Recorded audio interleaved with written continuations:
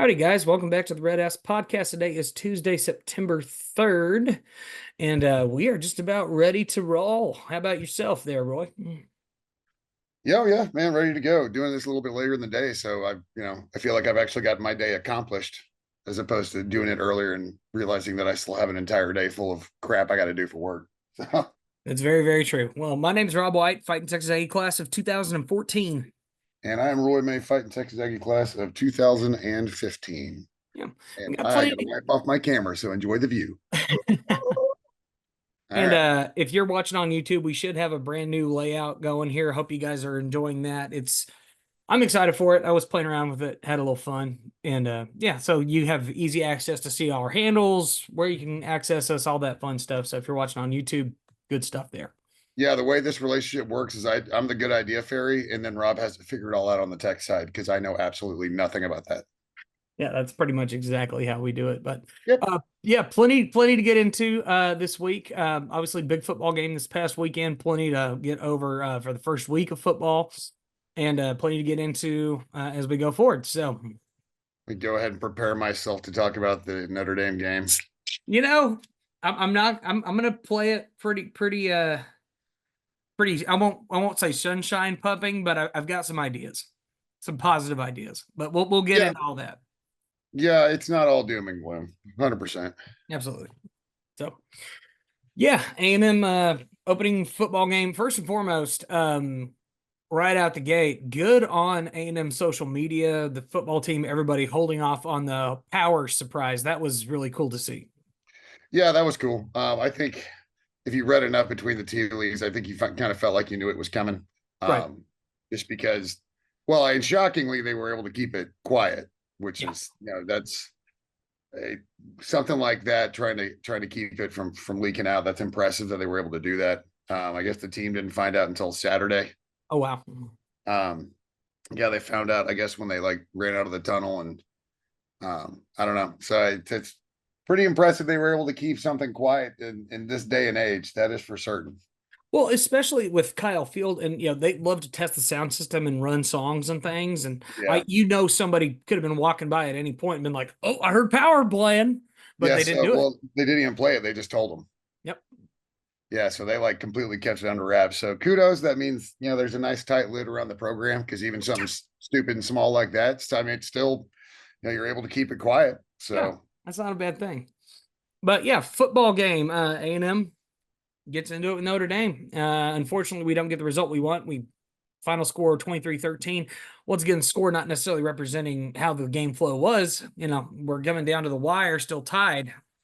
And obviously, yeah. wheels kind of fall apart right there at the end as far as scoring and not taking advantage of opportunities. But uh analysis, Roy, I'm looking forward to hearing it. All right. Where to start? I think this has been said ad nauseum, but if you haven't heard it before, if Connor literally would have taken like his 30 attempts, if he'd have thrown all 30 into the turf, he would have had a better rating. So starting at the top, well, player wise, and for me, the top is the quarterback, right? Right. You can't win consistently without good quarterback play. And I think we saw that. And I think when you frame it that way and you talk about you've got to have good quarterback play to be a consistently good program, and if you're going to try and beat somebody that's a top 10 team, whether it's at your house or anywhere else, you've got to have good quarterback play. And what we saw was just flat abysmal. Quarterback rating in the 20s, I believe. So he was the lowest rated quarterback in the nation in Yeah. Division One. So I'm not sure that's a trophy that we're looking to hang on the wall or put in the case or anything. But it was just abysmal plays. He didn't get set. He just didn't look like Connor, quite frankly. Yeah. Not the Connor that we're used to seeing. Elusive, good pocket presence. Multiple arm angles. Just all the stuff that we know about Connor. He just didn't look like him. Now that said, I will give him all the kudos in the world. I was listening to the radio earlier today, running around, and Louis Bellina remarked on it. Before, when we had wins, the press conference on Monday, they'd trot out, the quarterback, head coach, everybody. When we lost, they'd trot out like the backup punter and like a third string tight end. Yeah. So I really like the fact that, the people that got trotted out after a tough loss were who went out to the press conference. It shows a lot of accountability. And Yep. furthermore, I'll give it to Connor all day. He stood at that podium and he took his licks straight up. He knows how poorly he played. We don't have to pile on him. He's fully aware how poorly he played. And even with like literally the worst quarterback performance of the week in football, we were still in it. So just kind of going group by group, I thought the offensive line played a lot better than maybe was expected. Yeah. So, if that's kind of your baseline reading, because game one is generally your baseline reading for an offensive line, they're only going to gel as they play more games with each other. Unfortunately, losing Naboo to a season-ending injury, that really sucks because now we're pretty stinking thin at center. So we've really got to hope that we can stay healthy there. But I thought the offensive line played well. If you look back and kind of if you rewatch the game, you'll see some of it was kind of some poor decisions by Connor. Not staying in the pocket. Some of it was running backs missing the holes. Quite frankly, something's blocked properly and the running back makes the wrong cut or the wrong decision. So obviously it's game one, and it doesn't matter who you're playing. Stuff like that's going to happen, and it's stuff that you have to clean up. But the problem is when game one is against an opponent like Notre Dame, you don't have room for those mistakes. They get magnified, especially considering how good Notre Dame's defense is. And they are phenomenal, no doubt. Yeah. Yeah. Wide receivers, they were okay, but at the same time, you're going against probably the best secondary in the nation. Like A&M's not going to face a defense like this the rest of the year. I'm not saying that the rest of the defenses they're going to face are crap, but no, the Notre Dame defense is 100% legit. I thought they did okay. I thought there were some receivers open and maybe just bad decisions made. And again, Connor was, he was inaccurate. That I think that was the most shocking thing to me of anything was just full blown inaccuracy in throwing, and that's not what we've seen out of him. He can really squeeze the ball in the tight windows. Mm-hmm. So the receivers, they did what they could against the best secondary in the country. And then running backs, I thought the running backs did all right. Again, a couple of missed cuts. So there's some missed stuff in there. But offensively, yeah, it was offensive, all right. Offensively, there's definitely a lot of room for improvement, but I think the improvements can be made. And if Connor even plays an average game for Connor, we probably win that game going away. And so again, you hate to pile on the quarterback, but the quarterback gets all the praise. That means he has to get all the criticism. It's a two-way street. You're not wrong. And I will give him a lot of credit as well. Kind of reflecting on, just owning up to your mistakes. And the fact of the matter is we know what he's capable of in terms of his talent. We know he's a very good quarterback. Everybody knows that. It was not a spectacular performance by any means. It's spectacularly bad. It takes a lot of effort to be the lowest rated.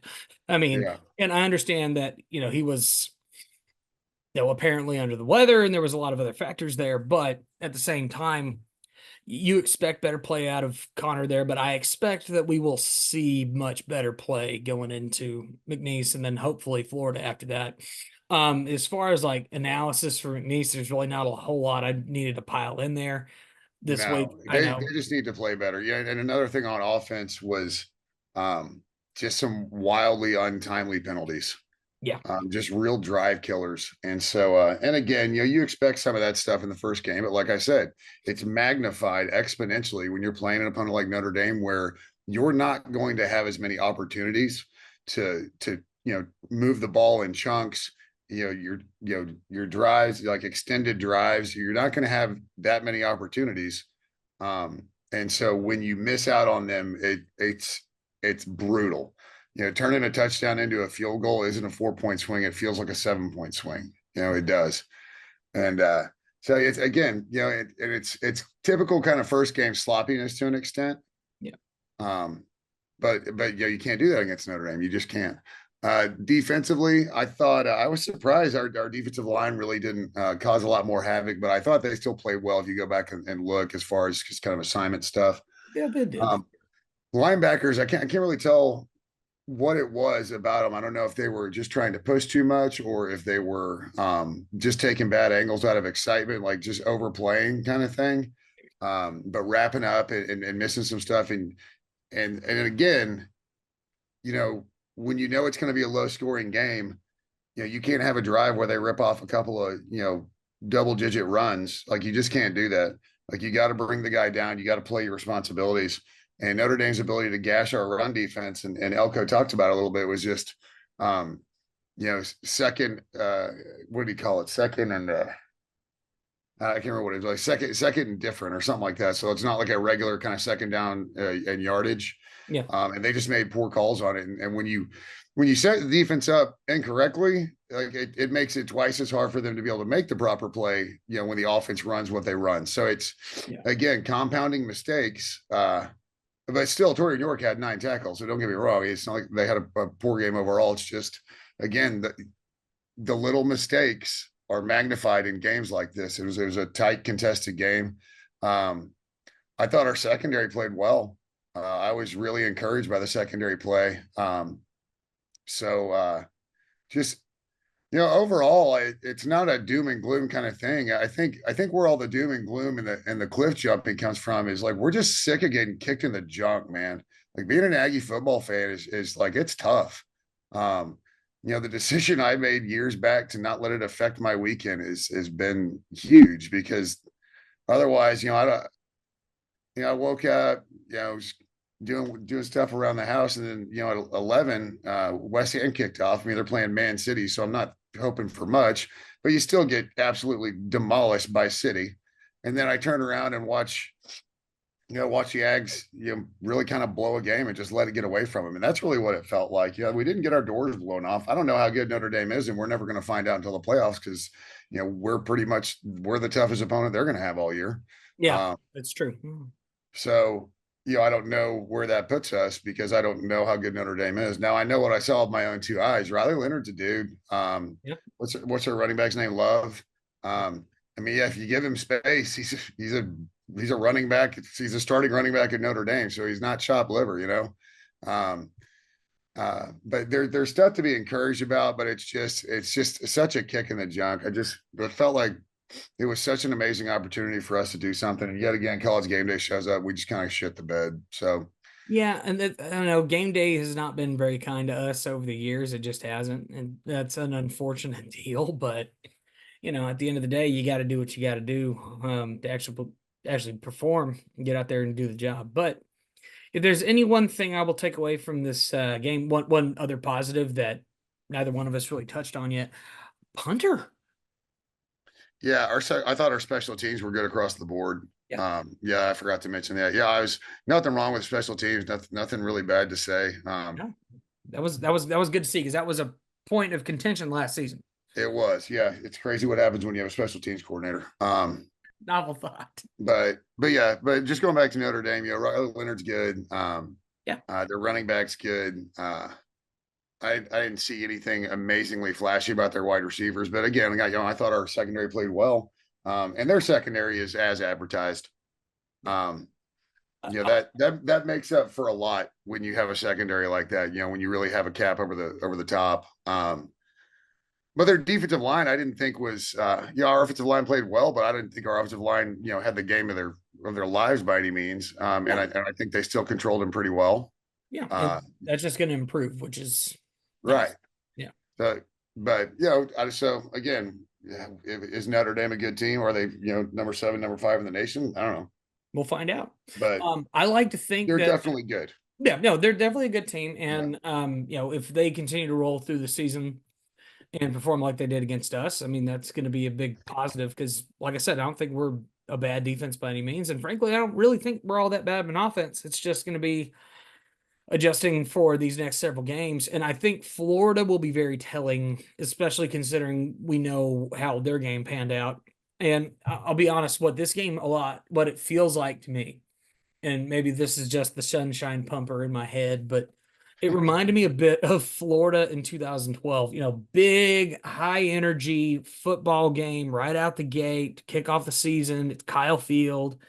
It's absolutely rocking. You know, 4th largest crowd in history. which is awesome to see, and great energy from the fans. And you were there, just like with the Florida game, you were right there, and you just could not pull off the win. So you like to see that the guys will take this on the chin and realize that your season is not over, thanks to the playoff now. All you have to do is make your adjustments, go do well, especially in conference play. And yeah, there might be a lot positives to take away long term from this loss. At least that's the hope, right?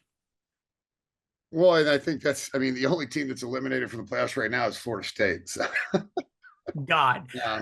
that was absolutely just unbelievable, quite frankly. I Yeah. was absolutely shocked. Yeah, their Uh, fall off's been impressive, honestly. but you have to remember, when you're playing the SEC, you're always going to have a shot. You're always going to have a shot because your strength of schedule is baked in. Yeah.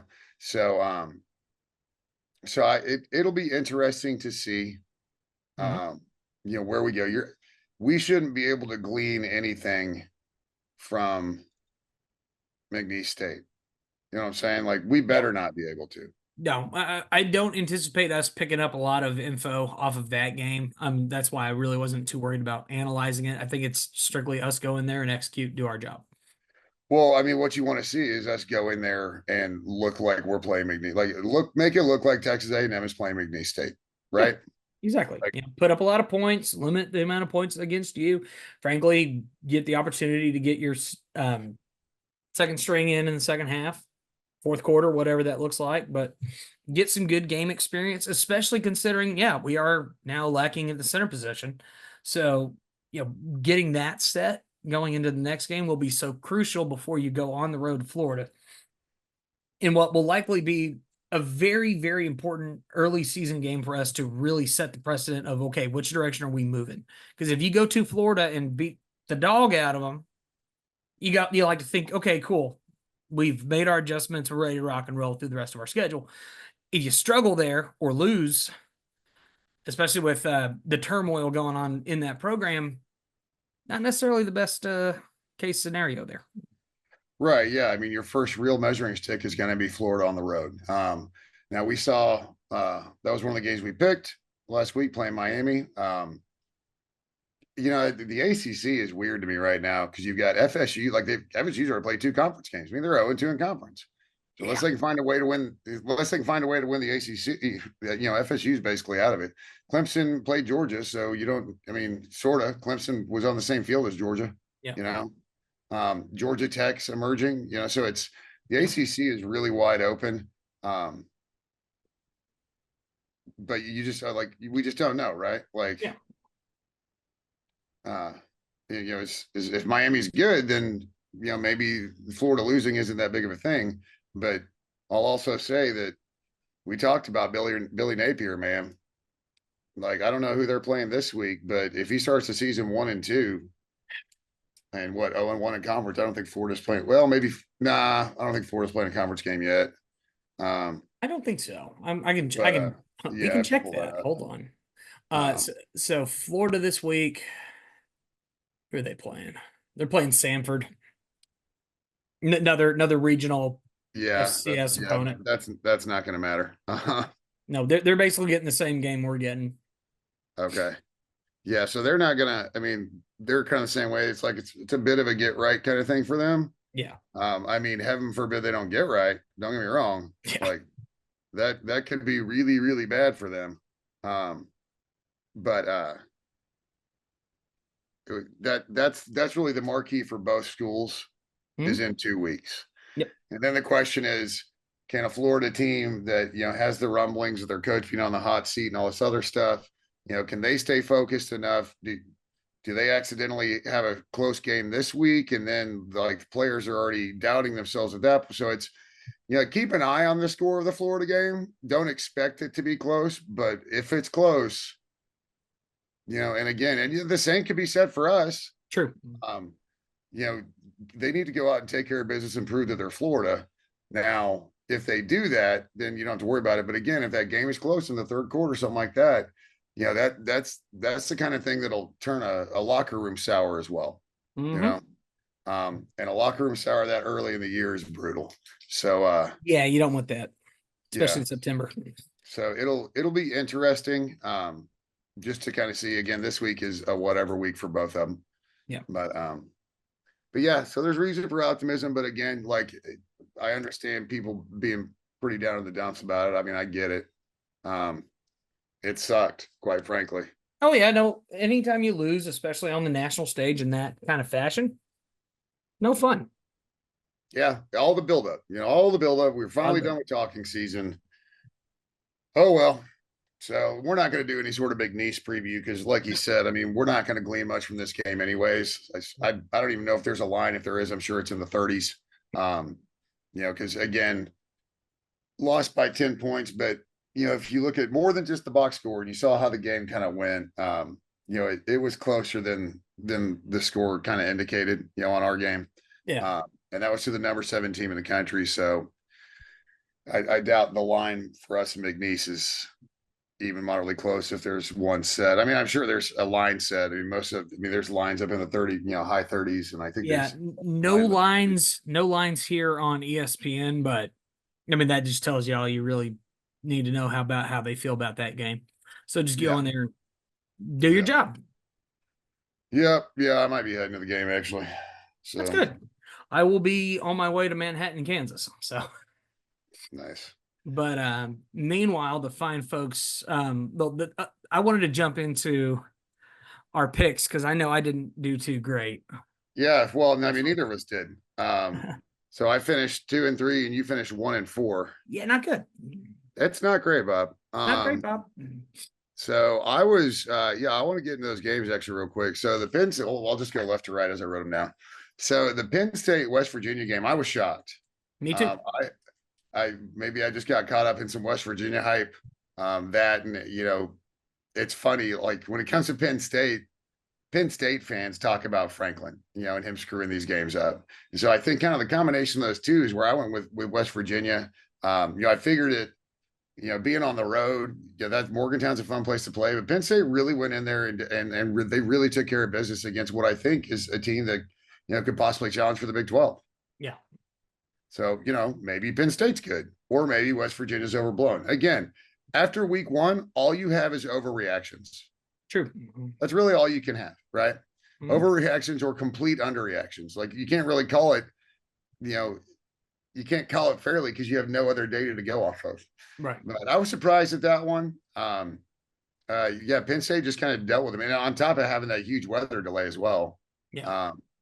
Moving to the what was this, the Sunday night game? LSU. Was it Sunday night? USC? That was Sunday. Yeah, Sunday night. Yeah, LSU USC. Another shocker. Yep. Now this one was super tight at least, so it was an entertaining football game. Oh yeah. And for Ags, it was really entertaining because it was both an entertaining football game and an entertaining outcome. Oh yeah. I mean, even though we both picked LSU, I never cried at them losing.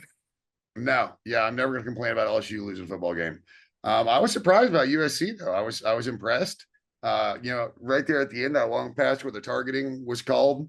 That was on a former A&M player too, wasn't it? Yeah, that happened. LSU secondary guy. I was amazed that USC kid held on the football. I mean, he got absolutely rocked. Mm-hmm. But yeah, so that was an entertaining game. Then our game, we already kind of covered that hot mess. Mm-hmm. Miami, Florida. This is where I picked the U. You picked Florida. Again, it's one data point. So is Miami good? Is Florida bad? I don't know. I think Miami might be okay. I think they might okay in the sense that they might challenge for the ACC, considering it seems to be kind of wide open right now. Right. And then Uga Clemson was an easy pick. Yeah, I think we both had that one pretty well. Yeah, Georgia's going to win until they don't. It was like picking Bama, years back. You just pick Bama to win, and you're just absolutely floored if they don't. Right. Well, it's like you looked at their last, what was it, 39 game regular season winning streak or something ridiculous that they were showing. Yeah, they just don't lose. They don't lose. Kirby's got a machine rolling there, and it reminds me exactly of what they had at Alabama. Yep. It's rocking and rolling, and they're going to be a force for basically until they're not. Yeah. Yeah, pretty much. It'll be interesting to see how long Kirby can sustain it now, because I will say that the NIL has levied some parity. The 12-game playoff will change things It will. because and that won't necessarily change things for Georgia if they continue to stay in the top seeded. Yeah. Because you don't have to play that extra game still. Um, but so it'll be interesting to see how it plays out. Just kind of down the road with Georgia, but I just don't see Georgia having a problem because then you have the other facet of it. Like even with NIL, there are kids that want to go play for Kirby Smart and play for a national championship every year because that's what they do. They play for a national championship every year. They're in contention at least. Though it And reminds me of Nick Saban back in the day, which is how I always envisioned his recruiting meetings would go. Other coaches would come in and explain okay, facilities, what we're working on, what we're moving towards. And Saban would walk in, laid all of his championship rings on the table and says, "Do you want to play in the NFL?" pretty much. I mean, that's Yeah. what Kirby can pretty much get to the point where he's going to start doing that pretty Yeah, soon. it was come to Tuscaloosa. You're going to sit for a year, and I don't care how many stars you have, but in that year, you're going to learn, and you're going to get better, and you're going to get bigger, and you're going to get stronger. Yeah. And then you'll wait your turn. When you get your turn, you'll play for a trophy and a ring, and then we'll put you in the draft. Yep. That's exactly what he did for And years and years and years. you got it right. That's what Kirby's building, and it's so tough to build something like that, and like to see that maybe a couple of teams a year, but sometimes it was Bama and maybe Ohio State had that rolling, right? Yeah. But then Michigan wins the national championship, so obviously something's rolling in Michigan. But now they've lost Harbaugh, and now obviously it's no longer Alabama; it's Georgia. Who's that other program going to be? Oregon obviously has a ton of recruiting momentum because with NIL and Nike. Yeah. Oregon's going to continue to be a force, especially now they're playing the Big Ten, so they got a little bit more name recognition conference wise. But Oregon has enough name recognition; they could leave the conference off their jersey and just leave the Nike on there, and that'd be enough. Because their facilities are second to none up there again. So it'll be interesting to see kind of who the other team is, that can really step up and be the perennial challenge to Georgia. Now, generally, even when Bama was around, a perennial challenge was within the conference. It wasn't always the same every year, but the biggest challenge normally to Alabama when they were on their run was conference games because the SEC was just light years ahead of the rest of college football. I mean, what you do see now, though, is again with the NIL, there are more teams, and with the expanded playoffs, so you don't have to go to one of four schools, right? You can expand your list a little bit as a kid, see where your real fit is relative to the schools that you think will be able to compete for national championships. Yeah. And Elko, can Elko build that here? That's the question that Aggies want to know. Can he build that program that's consistently challenging for the playoffs? I think he can. Because you've already got the SEC. That's a huge feather in your cap when you're in the conference. You know how highly regarded the SEC is. And you also know how big those wins are in conference week in and week out. Mm-hmm. So, obviously we want to know, can he do it here? But I want to know who's that other program. And maybe it's us. Maybe it's like Alabama. They always had to deal with Georgia. Get Mark Richt. I mean, that dude, all he did was churn out 10-win seasons, Right. and win the East. So it's so I'll be interested to see kind of how that plays out. Yeah, no, I'm with you on that. Apologize for the little technical glitch. My daughter called. I figured it would be something important. Lo and behold, it was not something important. So, all right. Anyways, back to it. So now we're getting the second week. We're seeing some more games, some more interesting games this week. Actually, I like the slate this week, just kind of top 25 wise. Yes. I pulled out 5 games for us to pick on. One of them, there's one that I didn't pull for us to pick on, but I just want to talk about it for a second because it's interesting. Obviously, Georgia Tech goes over to Dublin and beats Florida State, in which what we all thought was like, holy crap, Georgia Tech's probably really good at this year. Well, now we don't really know. Again, because more data points, right? But Georgia Tech is going to Syracuse, and they're a 3-point favorite. Yep. Now, I can tell you, I don't know a lot about Syracuse football program, but I don't know a lot about them because they're generally irrelevant. So I don't know what's going on with a 3-point line. I mean, knowing that they're going to play indoors too, and I don't get a 3-point line with a team that, and it's like 62 and a half over under. So you're talking about, 33 to 30 game. Yeah, Um, so I'll be interested to keep an eye on that game, I'm with you. just to see if Georgia Tech is good. Mhm. Because what Florida State has shown us is we don't know if Georgia Tech's any good. I think that's Well, what Florida State's really shown us. yeah, we've seen with Syracuse in the last couple of seasons, they've been building their program a bit. They've been getting some good games here and there, and they've been doing all right. They're just not, Syracuse is always going to be a basketball school yeah. I mean, they're not anything outstanding. and Uh, lacrosse, and lacrosse, yeah. big lacrosse I, program. I like to think that Georgia Tech probably does go in there and takes care of business. That is, I mean, yeah, It's 62 just a and a tight half. line. Yeah, it It's is a a tight really tight line. line. That's why I was like, it kind of caught my eye. I was like, that's surprising that they're only 3-point favorites. Yeah, I mean, I know it's on the road, but again, like, would it be? It was the Carrier Dome, whatever. I don't think it's that anymore, but Yeah, it's like whatever it's called. it's wireless something. It's not exactly the most intimidating place to play college football game. Right. So, but I just want to kind of bring that one up. So I picked 5 for this week, and I just kind of picked them in no particular order. Yeah. So we're gonna start with Arkansas at Oklahoma State. Yep. Cowboys are a 7.5-point favorite at home. Um, and again, these are the games that we had. It's hard to peg, right? Mhm. Because it's the beginning of the season. We don't have a lot of data. We don't know who's actually good and who's actually kind of crappy outside of Florida State. Um, so 7.5 at home. So, and remember, you get 3 points for being at home. So 4.5. So you're talking about maybe a one-score game is kind of where Vegas has this. Mhm. Um,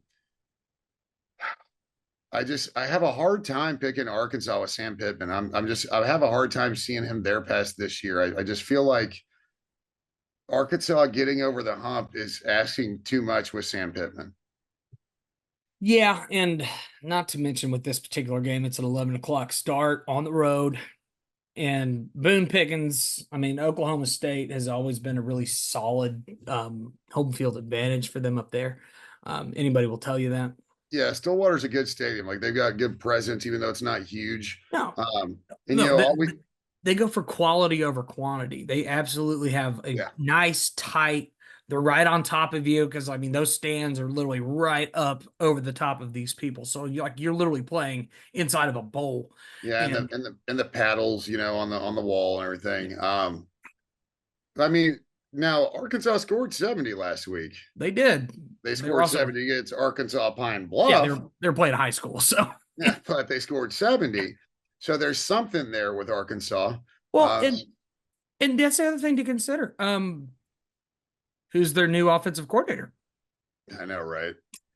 Isn't that hilarious? And he's doing outstanding. It makes you wonder what was going on Yeah. here, but regardless, Well, we don't pick the spread though. no. Um, but I didn't see who Oklahoma State played, but I would assume it was just kind of a warm up game. Um, Yeah, and they played South Dakota State. That was the one I was talking about last week. They beat them that's right. 44 to 20. Yeah, and South Dakota State's pretty legit, but they're still Division two. All right, Right. let's no matter how legit they are in Division two, it's Division two. And you So gave it up was kind 20 of a points there. Yeah. it's as marquee of a matchup as you can have against a Division two opponent because they're what back to back or back to back to back champions, right? Yeah. Well, So yeah, they're in that ram. yeah, so it's as marquee as you can get of a Division two opponent, right? Mhm. But they've kind of beat him up pretty good. I think this one's got an over under of 62.5. I feel like this one it could be an over. I think it could be. Because again, the Arkansas defense giving up 0 points. Pitching a shutout. So I'll give them that. Always. But against Arkansas Pine Bluff, dog. Yeah. So in Oklahoma State gave up 20 points to a Division two team. I don't care that they're the best Division two, they're Division two. You're right. And you're ranked in the teens. So so I see I see this. I mean, I would take the over where I'm betting. I think this could be a real pinball kind of game. Um, this is a tough one to pick, though. It is. Man, like I You said, know what? and I've given up on any SEC loyalty, so I'm taking the Cowpokes. I'm with you on that. I would agree. I think Oklahoma State would be my pick. So you gonna mark me down for them. I think factors playing in their favor, obviously being at home at 11 o'clock. I know that's an early start time for both teams. Being the better team, it's got to count for something. You got to count for something. So you got to think Oklahoma State's probably going to be okay on that one. Yeah, I'd definitely pick the over, but yeah, I think Oklahoma State. I'm with you on that one. Yeah, I like the Pokes. Iowa State and Iowa. My personal favorite, the Cy-Hawk rivalry. I love it. Yes, El Asico. El Asico, one of my all-time favorite rivalries. That, If you've got friends who are in this rivalry, it's hilarious because they argue about corn. That's like their big thing. Because if you look like I think on Iowa State's helmet they have a sticker that's like something about like farming for America or whatever that sticker is. yeah. But then Iowa State came up with their own sticker. They didn't put it on helmets, but they started posting it around to all their friends. It says actually helping farmers because Oh, you have the ag school versus the University of school, and there's a lot of beef there on that front, which is hilarious so many overalls. everywhere. So well, Iowa's the home team. I don't know. Do they play this in neutral? I don't think they do. Do No, they? they do not. It's at Kinnick. Okay. All right. So Iowa's a home team, 2.5 point favorites at home, which means this is basically a coin flip. Yeah. The over under is 35. I'm taking the under. It could have been 15, and I'd have thought about taking the under. Mm-hmm. You know what? It's a ton of fun. Iowa's fourth quarter tradition with the Children's Hospital is absolutely awesome. I'll take the home field advantage. I'll take the Hawkeyes. I'll take Iowa. Yeah, I mean, hate to echo you there, but honestly, just Iowa and just with their defense. I know Iowa State's really starting to pump themselves up as more of a high flying kind of offense, but you gotta like Iowa at home, and especially in this rivalry game, Iowa State doesn't win there a lot, so I would like to. I'm gonna go ahead and go Hawkeyes on that one as well. Okay. All right, we got Tennessee at North Carolina State. Yeah, and NC State was an interesting story last week. I'm not Yeah, sure. so this is a top 25 matchup. Tennessee's coming in at 14, NC State's 24, so right there. Yeah. NC State's a touchdown and a half, not touchdown and a half, 7.5. Mhm. Touchdown and a half technically would be 10.5. Yeah. So they're 7.5 point dogs at home. That means the Vegas is favoring Tennessee pretty big. Well, it's not even at home either. It's a Bank of neutral site. America Stadium. They're playing in Charlotte. Okay. Oh yeah, that's right. Yeah, but this should be I would be willing to bet it'll be a decently neutral crowd. Very. Tennessee travels well, but it's in Carolina. Yep. So 60.5 over under. So I mean, you're talking about like a 35 to 27 kind of game is what they're saying. It's going to be somewhere in there. I just think Tennessee's too much for them. And again, this is going with I just believe in an SEC school over what has generally been kind of a middle of the road ACC school and program. Well, not to mention, I'm not sure if you saw their game last week. They were playing Western Carolina, another FCS school, and final score on that one was 38-21, and it frankly was a lot closer than that for a good portion of the game. Yes. Yeah, that one was especially if you were just watching the box score. That one was tighter than it needed to, but longer than it needed to be. Yeah. So I'm with you on that though. Tennessee, I think with it one being a neutral site, yes, it's in North Carolina, but Tennessee fans will travel. They always do. Might be a pretty close 50-50 split on the crowd. I like Tennessee in that game. Yeah, I think that's one of those. That's just kind of one of those things where if it were maybe a little bit more renowned ACC program, I'd have to think a little closer about it. But when it's a neutral site game as your touchdown and a half. I mean, that's a pretty decent line between two top 25 teams. Yeah. I'm with you on that. So then the next one, because I think it's hilarious that we're picking this, is Kansas at Illinois. All righty. Okay. Fighting Illini and the Jayhawks. Okay. Yeah, the ranked Kansas Jayhawks. Yeah. So Kansas comes in at 19. Both teams are undefeated, 1-0. And Illinois is a 5.5 point dog at home. Mm-hmm. This is I love the non-conference P5 kind of matchup. I like these games. I like when they do them because I wouldn't say that this is necessarily any sort of huge rivalry. No. Um, but they're still, relatively close, geographically. Uh, this one, I think it's hard to pick because I think people are really trying to will Kansas into being good. Um, but Illinois is consistently disappointing. So like it's tough to want to pick that way. But my wife's from Chicago, so I'm picking the Fighting Illini. Fair enough. That is literally my strategy. That's the strategery behind it right there. Yeah. So yeah, So Brain was saying, honestly, looking at Illinois with it being a home game, I was kind of feeling that. the That being 5.5 dog at home that means Kansas, they expect Kansas to be considerably better. right. And so I think I'll go ahead and go with Kansas just because I do like what we've seen from them recently. I think they're going to do just fine.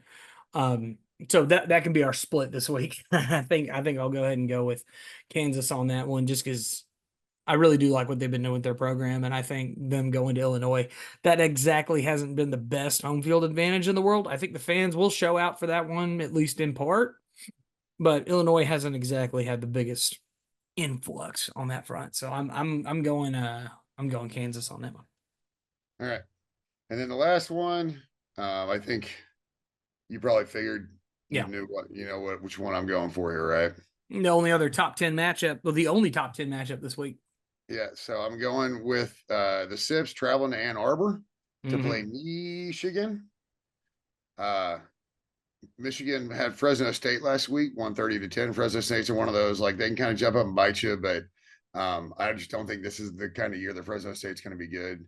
But I mean, again, one data point. So that's why a lot of these picks are going to be the same the first week or so because we don't have much to work with. But so the Sips are 7.5-point favorites on the road. That is a big number. It is. That's a big number for the big house. Mm-hmm. Texas lit up Colorado State, which I think was completely expected. Colorado State is not a good football program. No, they haven't been for the last several years, and I don't know what Colorado State is good at. Fort Collins is a cool town. It's good people up there. That's not a talent. So honestly, I can't think of one thing. Maybe they're good at hockey.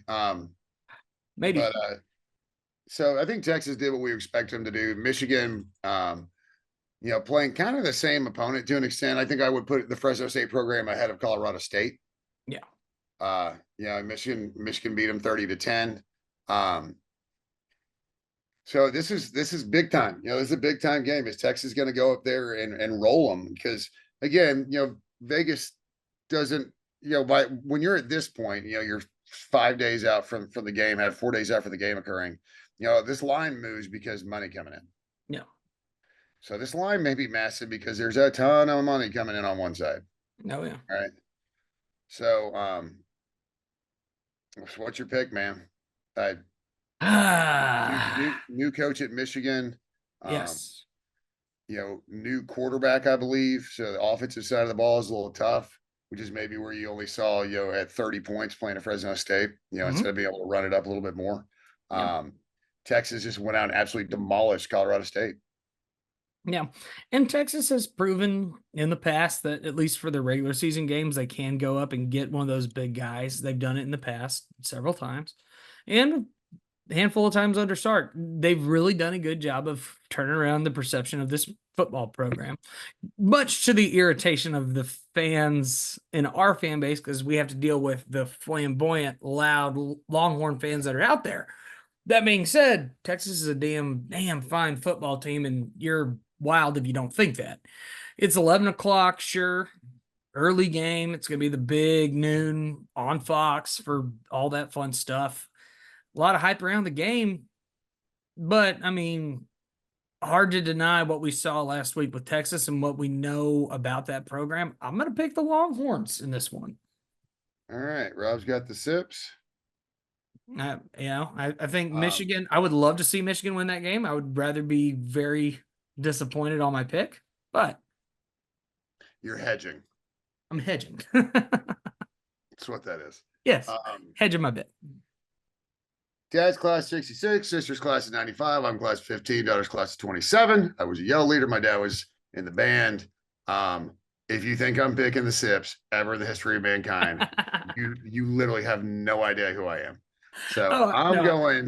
I'm going with Big Blue upsetting Texas And in I the hope big you're one. right. Everybody except for people in Burnt Orange hope I'm right. Yeah. Everybody. Yeah. I hope you're right. So Absolutely. I'm gonna go with Michigan. So Can, we've got two picks that are different. can I give you one sneaky good game? Yeah, fire away. Okay, I'll give you one sneaky good game. Tulane hosting Kansas State. Yeah, I saw that one. I thought about picking that one. I like Tulane. I like Tulane too. And, with it being the fact of the matter, the game is in New Orleans. And they haven't been the most outstanding program by any means. Anybody will look at Tulane and say, Tulane's easy to like, though. I literally think it's their logo. I think it has nothing to do with anything other than their logo. their logo and their color scheme, because that baby blue and green just works across their entire Well, athletic department. I love it. this coming from the uniform wacko, so I get that. I love Tulane, man, and I would love to see them pull off something against a pretty good Kansas State team. Uh, yeah, I mean they're 10-point dogs at home. I don't see that happening. No, but Uh, it could be sneaky good if no, we're lucky. no, you want it to be sneaky good. Yes, I want it to be sneaky good. It's And okay. I've heard people saying Kansas State could be the class of the Big 12. They could be. We shall see. But I did have a couple of questions that got fired in. Let me go ahead and talk about one of those. So my buddy Dave, who's on Twitter, he did Hi, ask, Dave. we'll San Antonio Dave. He said, did Elko make a coaching blunder by not taking out Connor, knowing he wasn't 100%? What are you looking for in Saturday's day from the quarterbacks and wide receivers to convince you that we'll bounce back from a bad loss? Or will we have to wait till the Florida game? So we'll start with the first part, and then we'll have to look back at the second part of the question. The Yeah. first part with Connor, that's such a tough situation to pull him because the game wasn't like it wasn't out of hand. Yeah. And if Connor's who you believe in, then you have to believe that somebody with that level of talent will be able to flip the switch. Right. So like making a move at halftime, and how under the weather was he? Like how not 100% was he? Was he 99%? Was he 90%? Is a 90% Connor better than 100%, Henderson or Reed? So again, Yeah. that unfortunately that's a little bit more complex. I don't know that I would have pulled him, but at the same time, because the problem you look at with pulling him, so if you pull him, you put in another quarterback and the kid, and we win the game. What do you do? Yeah. I mean, what do you do? Because you got to think about this is the first game of the season. You got to think about the rest of the season. If you pull them and we still lose, I think that might be even worse. Right. Because then people then start asking other questions. Yeah. Why would you pull? Do we have a well, why would you pull him? Do we even have a good quarterback room? What the hell's going on? So it's every decision, like that is going to be a double-edged sword. I don't have a problem with him leaving him in, but now it has been established that there needs to be a leash. It doesn't have to be super short, but I think what we heard from the press conference from Connor Wegman, I think he understands the levity. Like I think he understands the situation, and I think he probably understands that I need to get better, or I'm going to be holding the clipboard. So right. I could see that out of Connor. So I mean, you got to do everything to win the game, but he's putting in one of our other guys going to do it. So, and then the other part they say about what do we need to see? Right. Out of quarterback and wide receiver play this week, or will we not really glean anything here and just take it to Florida? No, there's still a couple of things you can glean when you have an opponent like this, and really you get it from the skill players to an extent, even though that's where it's tough to say where your bigger advantage is. Skill players, wide receiver run corners, or your offensive line versus what is going to be a smaller defensive line. Yes, size is a big factor. Yeah. I want to see separation. I want to see Connor's like his pocket presence. I want to see what I saw out of Connor, not counting this Mhm. past Saturday. I want to see separation and I want to see accuracy out of Connor. And I want to see some deep balls. I want to see Yeah. the ball push deep. Um, so that's kind of what I want to see. And I'd love to be able to see it out of a couple quarterbacks and a whole bunch of receivers. I'd like to see a lot of rotation. I'd like to see a lot of guys catch balls. I don't necessarily care if anybody catches 8 balls for 140 yards. Like I want everybody to catch 2. You know what I'm saying? Oh, Like I'm with you on that. I want to spread it around. I want to see the passing game in both, short swings. I want to see short hitch and tight end ends. I want to see the medium range drags and 15-yard outs, and I want to see some posts and I want to see some flags. So what I want to see is all of it. Yeah. Like I want to see the entire passing game on display, and I don't care like if you're beating McNeese State by 70 points, make it 77. Like open up the playbook a little bit. Let's You're see what we can do to get the you're ball paying done. them to be here. They'll Yep. be fine. Oh Their yeah. feelings aren't going to get hurt. Yep. So on another question, and this is actually a good way for us to potentially transition to Premier League, like we were talking about doing last week. But this is Yeah. from Jonna. So she was asking thoughts about deadline day, and then also this is more football related. But she said since we're gonna have an early game, what's your favorite breakfast game day foods? We'll start there, and we'll sit with American football, and then we'll transition into Premier League. Favorite breakfast foods for early kicks? Is that what Yeah, you said? yeah, pretty I much. mean, breakfast tacos is like the easiest go-to ever, right? Always. My new oven has an air frying option in it, so I'm a huge fan of like air fried bacon. There you go. Um, but generally, like I'm just real big on breakfast tacos. I think they're easy. You can whip up a massive amount of of them, no matter how many people you have coming over. It's pretty simple to whip up like a million breakfast tacos. Yeah. You get some nice fresh jalapenos, make up some fresh pico the night before. Yeah. And so that's kind of like that's the easy go-to for me. I mean, an alternative for breakfast is just beer. Mm-hmm. So there's that. But yeah, so breakfast tacos are just they're so easy, kind of thing. Oh, yeah. So like no formal like full blown thing. And quite frankly, sometimes it's go and get the breakfast tacos. Right. Although I will say, if you're going to go somewhere and get something, if you're in the Southwood Valley area, go to 1541 and get their turnovers because they are completely insane. So if you ever want to do something just a touch different, you're having some people over for an early kick, go get their turnovers. The Poblano turnover, you will thank me later. Mm-hmm. All right, But we'll keep an eye on that. Yeah, I mean, I tend to agree with you on that as far as like the breakfast tacos thing. I think that's generally the way to do it. That's the way we always used to do it. I know me and my friend Cassie, whenever, so going back, we're throwing it all the way back to 2012, when I was still in school. She would host a tailgate every single morning because we played a lot of 11 o'clock kicks that year. I think it was like 4. I think yeah. 3 or 4 of our games are 11 o'clock kicks. So I would go and we'd set up at like 8:30 in the morning to just be the two of us. We'd get everything set up. There'd be breakfast tacos. We'd have mimosas because you can't drink all day if you don't start in the morning. Yeah, mimosas always. Yeah, that's another good one. I forgot about that. Yep. So we tend to do that. That's generally the way we did. Yeah, I'm a kegs and eggs kind of guy, but I will tell you, like, even though it's not eggs, it's a completely acceptable breakfast meal for like tailgating. Just a sausage wrap, man. Yeah. Like, just smoke some Slovakic, stick that sucker in a tortilla, and you're gone. All good. Yeah. Get you a little flavor in there. Mm-hmm. So we wanted to talk about a little Premier League, a little soccer talk, since we haven't really had a lot of talk about that. And yeah, so deadline thoughts. What did you have? Well, I'll start with a very general one. I hate that the deadline goes into the season. Right. Like if you need the window to be the exact same length, then you need to move the whole window. I agree. I don't care what's going on internationally with the Olympics. I don't care. I don't care. All right. There's only so many players that play in the Olympics anyways. It's not like the entire Premier League ships off to the Olympics. Mm-hmm. So I think it needs to be done by the time the season starts. I'd almost like to see it done a week before, so it gives the players a week of actually practice with their squad. Yeah. Novel thought. Nope. I don't know, just like started pouring down rain or something. I might have.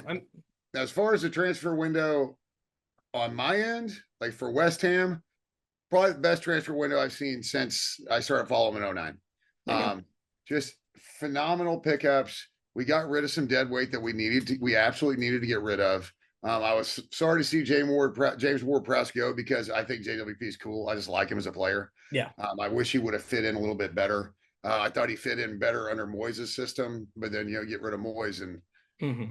you've got to get players to fit the system. Like I said, we played City. Lost 3-1. Of course, Holland, is on a brace like always. So it's tough beating City no matter where you play them. But it was an encouraging game. The new manager J-Lo Lopetegui. Mm-hmm. Well, John's husband. We're like after the first week we played like crap. We decided Mm-hmm. that he lost the nickname J-Lo. We started calling him Jello. Mm-hmm. Until you prove it, you're Jello. But I like where we're at in the sense of I like what I'm seeing from my squad. Sure. It's a different style of football, which is really crazy for West Ham fans because we haven't been a possession style football club in forever, right? Yeah. But it's a little bit more dangerous, and if you're going to be a possession squad, you can't make the middle mistakes, on back passes and stuff like that. And that's what we saw, against City. But I'm looking forward to seeing a whole season under the new manager. I really am. Yep. I think City is going to win the league until they're not. Mm-hmm. It's just with Klopp out at Liverpool, not that their roster has really changed, but there was just something about the dynamic between Pep and Klopp. I thought that really elevated both of those clubs, especially when they played each other. Mm-hmm. But again, this is kind of the same thing. It's super early in the season. We already have an international break. Mm-hmm. So we don't have a lot of data points. But it's kind of with like me with A&M. There's a cautious optimism. Same thing. We got a new manager. Like we got some transfer players, right? Oh yeah. But I was really excited because wow, it's really like A&M. Like we addressed some dire needs. There were some people that left that it's okay that they left, quite frankly. Yeah. Not that you don't need them, but they just don't fit, one way or the other. So I'm excited to see how the season plays out. It's so early in the season, just with so few results. But I will say that what I saw out of the second half against City, Mm-hmm. I loved. I loved what we saw. Like even though we ended up losing 3-1, we were down 2-1 at the half. Yeah. But I liked what I saw. It was just against kind of. I literally watched the same exact teams apparently, just like A&M. Some dumb mistakes that get magnified with an opponent like that. Right. And I mean, City is and has been the class of the Premier League for the last They'll 10 kill years. you. You make a mistake, they'll kill you. No. And that's exactly what they did. Mm-hmm. And so it's what was expected. I didn't expect to get a result out of it. I kind of went in expecting us to lose, but there were some encouraging things in the second half that I thought was, it really cleaned up from the first half against City where, we have always felt like we're completely overwhelmed playing City. First half didn't feel too bad. Right. Second half felt really good. Like I think there was a lot of positive that the team can take. I hate international breaks this early. I hate international breaks in general, but that is what it is. Yeah, I will say.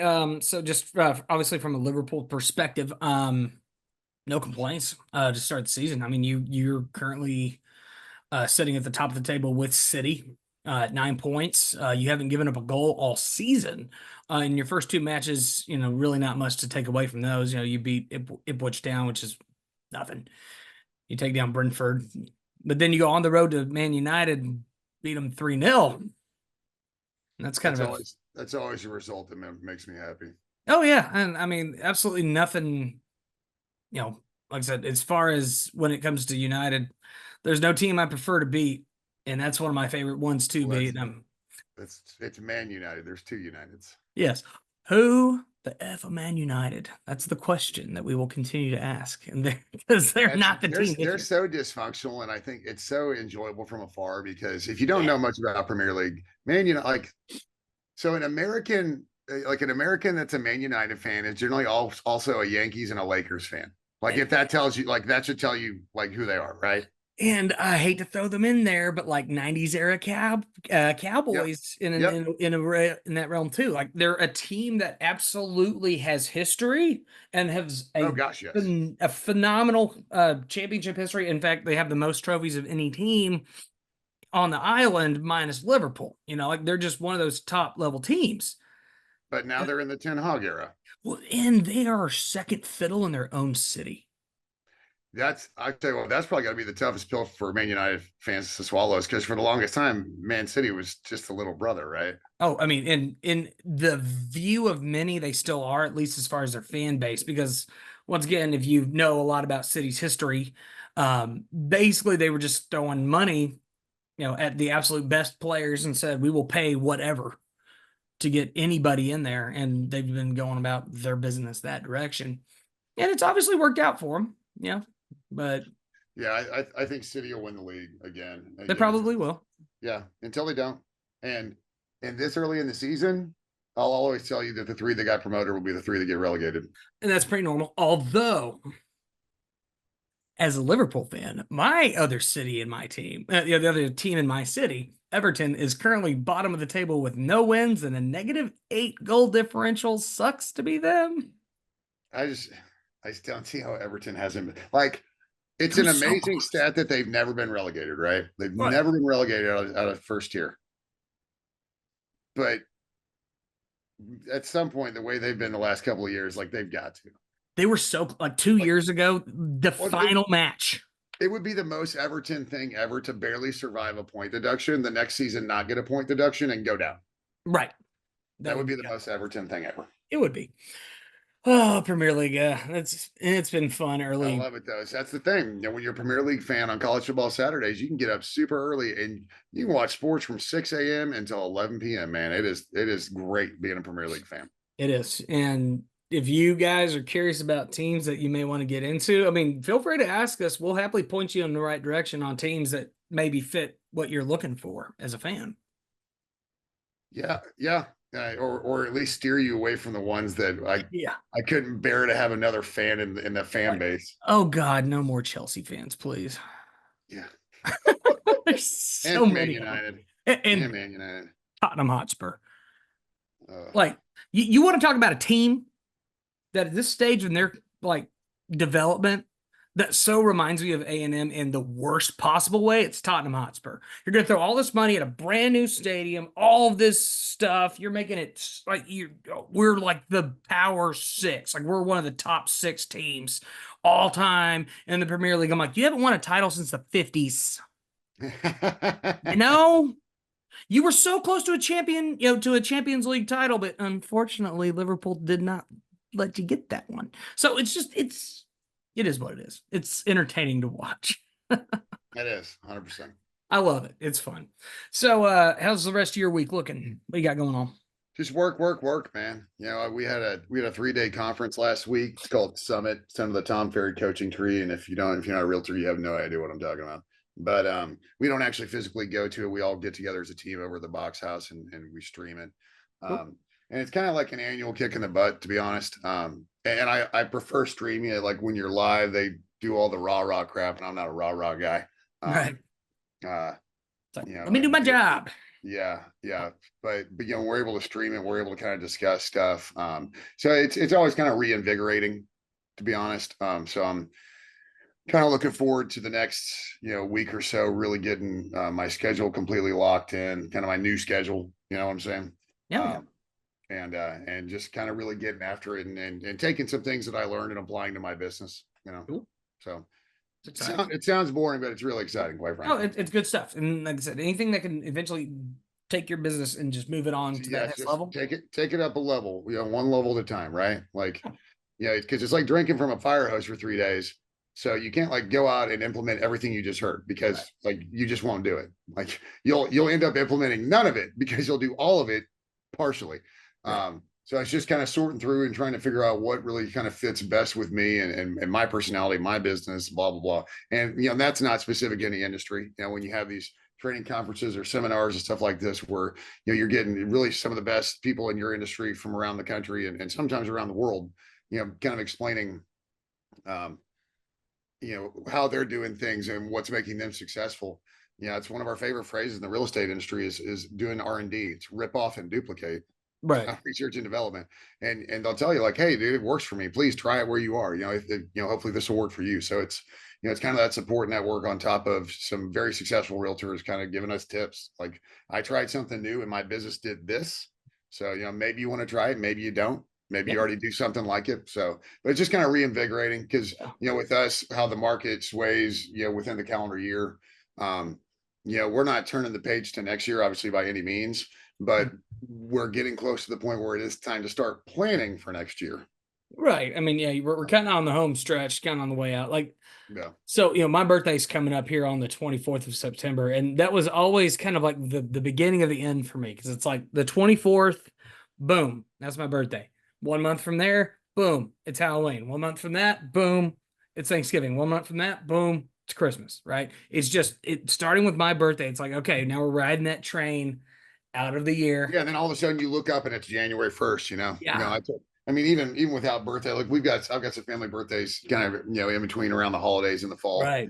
And it just feels like once it starts, it's just an avalanche. Then all of a sudden you're writing the next number on your checks.